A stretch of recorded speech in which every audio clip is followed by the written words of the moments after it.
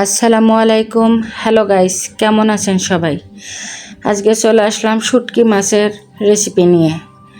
শুটকি মাছটা আমি গরম পানি দিয়ে ধুয়ে নেব সুন্দর করে। ধুয়ে এটা 5 মিনিট মতন গরম পানিতে ভিজাই রাখবো নাড়াচাড়া করে। তারপর ঠান্ডা পানিতে সুন্দর করে পরিষ্কার করে নিব। নিয়ে চলে আসবো চুলায়। শুটকি মাছটা শ্বশুরবাড়ির আমি কড়াই তেল দিয়ে দিয়েছি। তারপরে শুটকি মাছটা হালকা বাদামি কালারি করে ভেজে নেব।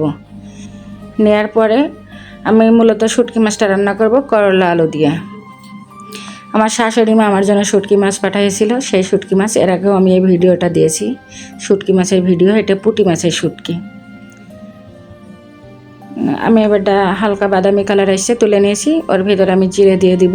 দিয়ে আস্তে আস্তে সম্পূর্ণ মশলা দিব। আগে করলা আলু দিয়ে দিব এর ভিতরে। দেওয়ার পরে আমি সম্পূর্ণ মশলাটা দিব। আমার ভিডিওটা যদি ভালো লেগে থাকে অবশ্যই লাইক কমেন্ট শেয়ার দিয়ে পাশে থাকবেন সবাই।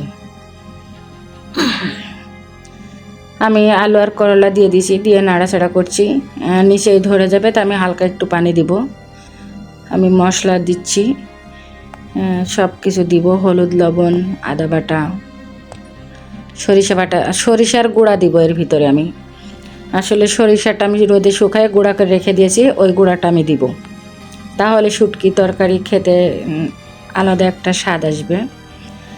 দেখতে পাচ্ছেন আমি হালকা একটু পানি দিয়েছি। করলা আলুটা আমি সিদ্ধ করে নিব। যখন হালকা সিদ্ধ হয়ে আসবে তখন আমি পুঁটি মাছটা ওর ভিতরে ঢেলে দিব। আমার ভিডিওটা যদি আপনাদের কাছে ভালো লেগে থাকে, আমার শুটকি মাছের রেসিপিটা যদি আপনাদের কাছে ভালো লেগে থাকে অবশ্যই কমেন্টে জানাই যাবেন কেমন লেগেছে আপনাদের কাছে। আমার তরকারির ভিডিওটা আমি ইউটিউব চ্যানেলে দিব। আপনারা সবাই ইউটিউব চ্যানেলে যেও দেখতে পারেন। ঘুরে আসবেন আমার ইউটিউব চ্যানেল থেকে। ওখানে অনেক নতুন নতুন ভিডিও আছে যা ফেসবুক পেজে ছাড়া হয়নি।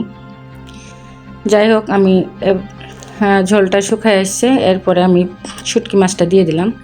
দিয়ে এটা ঢাকা দিয়ে কিছুক্ষণ আমি জাল দিয়ে নিব।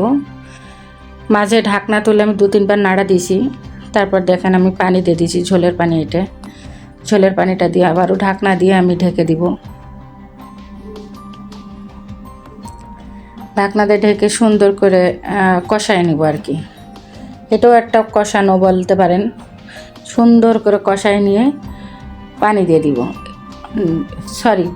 সুন্দর করে কষায় নিয়ে হালকা গামাখা ঝোল থাকবে, তখন নামাই নিব। আমার ভিডিওটা কেমন লাগলো অবশ্যই কমেন্টে জানাবেন। ধন্যবাদ সবাইকে।